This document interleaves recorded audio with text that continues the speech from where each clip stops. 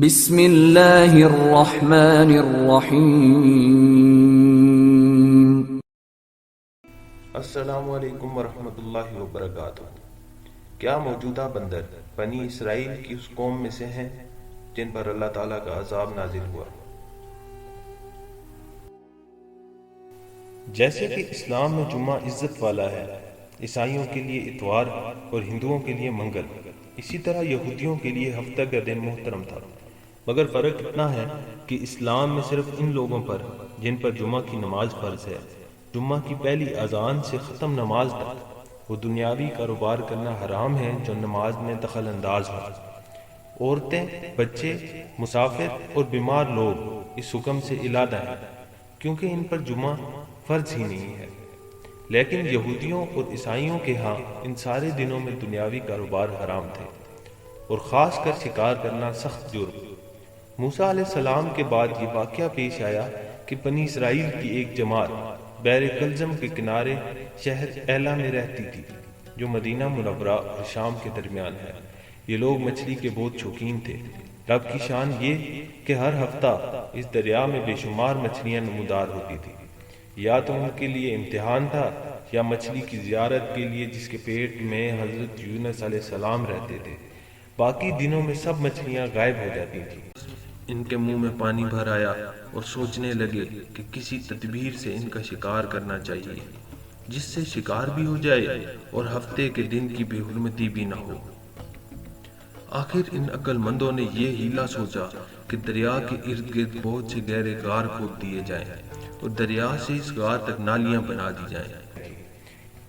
جمعے کی شام کو ان نالیوں کا منہ کھول دیتے تھے کہ پانی کے ساتھ مچھلیاں ان گڑھوں میں آ جائیں، اور اتوار کے دن ان گڑھوں سے پکڑ لیتے تھے اور کہتے تھے کہ ہم نے ہفتے کو شکار نہیں کیا۔ انہوں نے وہ مچھلیاں خوب کھائیں اور فروخت کیں جس سے یہ بڑے مالدار ہو گئے۔ 40 یا 70 سال تک ان کا یہ عمل رہا۔ یہ لوگ کل 70,000 تھے۔ ان کی 3 جماعتیں بن گئیں، ایک تو شکار کرنے والوں کی، دوسرے اس سے منع کرنے والوں کی، اور تیسرے خاموش رہنے والوں کی۔ یہ لوگ کل 12,000 تھے، باقی سب شکاری۔ جب شکاریوں نے ان کی نصیحت نہ مانی تو انہوں نے اپنے اور ان کے درمیان ایک دیوار بنا کر شہر کے 2 حصے بنا دیے اور کہا کہ ہم ان کے ساتھ نہ رہیں گے کہ ہم پر بھی عذاب نہ آ جائے۔ یہاں تک کہ داؤد علیہ السلام کا زمانہ آ گیا۔ آپ نے ان کو شکار کرنے سے منع کیا اور فرمایا کہ اے بیوقوفو، قید کرنا ہی تو اصل شکار ہے۔ جیسے کوئی ہرن کو جال میں پھنسا لے، اس نے شکار تو کر لیا، اب کھائے یا نہ کھائے۔ وہ کھائے تو آج ہی کھائے یا کسی دوسرے دن کے لیے رکھ دے۔ عرض یہ کہ ہفتے کے دن تمہیں شکار کرنے کی ممانعت ہے، نہ کہ فقط ہاتھ میں پکڑنے کی یا کھانے کی۔ اس سے باز آ جاؤ ورنہ عذاب میں گرفتار ہو جاؤ گے۔ شکاریوں نے کہا کہ ہم تو بہت عرصے سے ہی کام کر رہے ہیں، اگر یہ برا ہوتا تو اب تک ہم کو امن کیوں ملتی؟ تب داؤد علیہ السلام نے یہ دعا فرمائی جس سے رب کا غضب آ گیا، اور رات میں یہ سب کے سب بندر بن گئے، یا جوان لوگ بندر اور بوڑھے لوگ سور بنا دیے گئے۔ ان کی عقل و حواس تو باقی رہی مگر ان کی قوت گویائی جاتی رہی اور جسموں سے سخت بدبو نکلنے لگی۔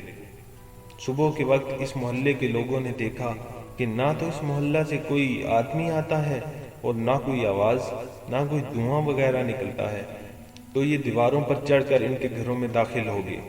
وہ بندر ان کو دیکھ کر ان کی طرف دوڑے اور ان کے قدموں سے لپٹنے لگے اور ان کے کپڑے سونگھتے اور روتے تھے۔ ان لوگوں نے کہا کہ کیا ہم نے تمہیں شکار کرنے سے منع نہ کیا تھا؟ وہ بندر سر ہلاتے اور آنسو ان کے رخساروں پر بہتے تھے۔ اس حال پر ان کو 3 دن گزرے اور سب ہلاک کر دیے گئے، نہ کوئی باقی بچا اور نہ ان کی نسل چلی۔ لوگوں میں یہ مشہور ہے کہ موجودہ بندر انہی کی نسل میں سے ہیں، لیکن یہ غلط ہے۔ ان سے پہلے بھی بندر تھے اور یہ موجودہ بندر ان سے پہلے بندروں کی اولاد میں سے ہیں، کیونکہ صحیح روایت میں ہے کہ کوئی مسخ شدہ قوم 3 دن سے زیادہ نہیں جیتی، نہ کھاتی ہے نہ پیتی ہے اور نہ ہی اس کی نسل چلتی ہے۔